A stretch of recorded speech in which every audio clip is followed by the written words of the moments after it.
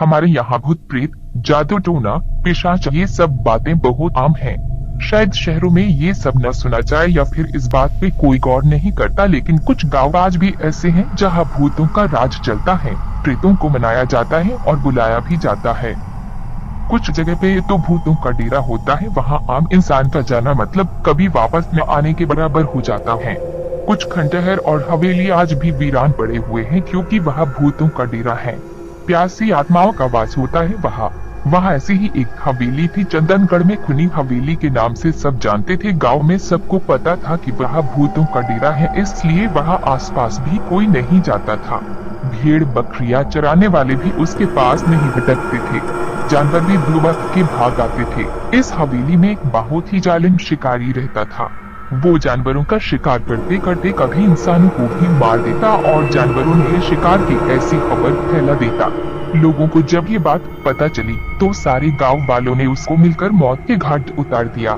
लेकिन बातें यहाँ खत्म नहीं हुई।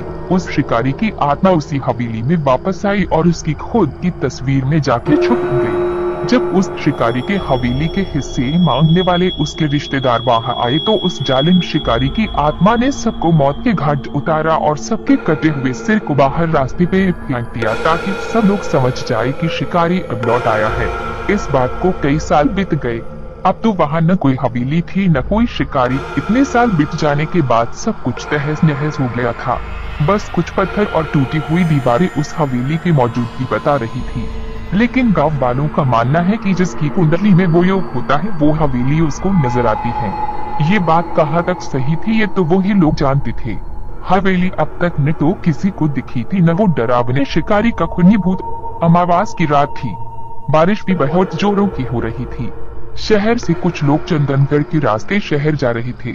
बारिश इतनी ज्यादा थी कि सामने का कुछ दिख नहीं रहा था। उनकी गाड़ी उस खुनी हवेली के सामने से गुजरी। सामने पूरा अंधेरा था, बिजली नहीं थी। बिजली जैसे ही आसमान में चमक रही थी वो हवेली और भी ज्यादा भयानक लग रही थी। एक बिजली जोर से कड़की, उसकी आवाज से गाड़ी में ब्रेक्स लग गया। ड्राइवर बोला, साहब वो सामने कोई घर दिख रहा है, वहाँ थोड़ी देर रुककर फिर सामने चलते हैं। वैसे भी बारिश बहुत ज्यादा है, मुझे गाड़ी चलाने में तकलीफ हो रही है।